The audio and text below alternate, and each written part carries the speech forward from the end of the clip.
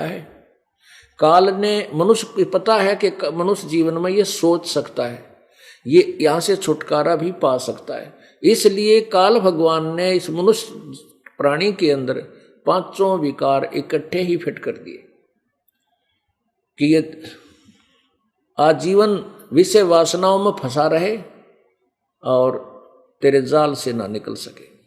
पुण्यात्माओं, हम यहाँ जब तक हमें ज्ञान नहीं था, हम इसी प्रक्रिया को अंतिम मान चुके थे कि जैसे हमारे परदादे चले गए, उन्होंने हमारे दादाजी की उत्पत्ति की उत्पन्न किया, उनकी परवरिश की, शादी कर दी और फिर उनका बच्चे हो गए, पोता पोती हो गए, वो चले मृत्यु को प्राप्त हुए।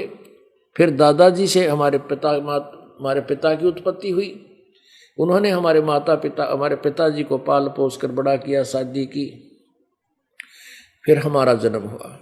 फिर हम भी, फिर हमारी भी शादी होगी, हम भी अपने बच्चों को ऐसे ही पाल पोस कर बड़ा कर देंगे और फिर हम बेशक मर जावा। हमने इतने ही प्रोसीजर का ज्ञान था। परमात्मा कहते ये भी कोई बात हुई?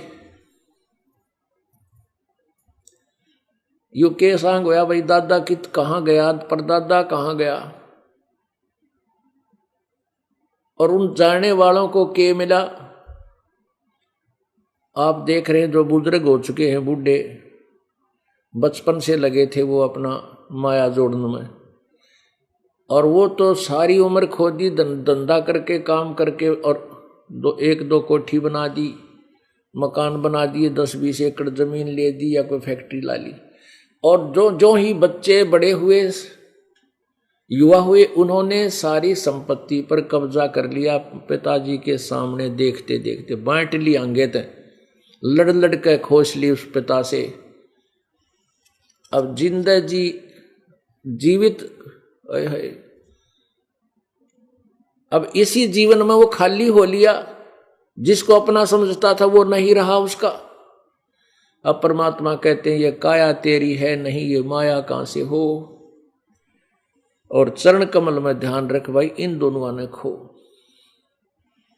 परमात्मा कहते हैं जीवित जग में जूती पड़े, फिर जब तोड़े छाती, वृद्ध अवस्था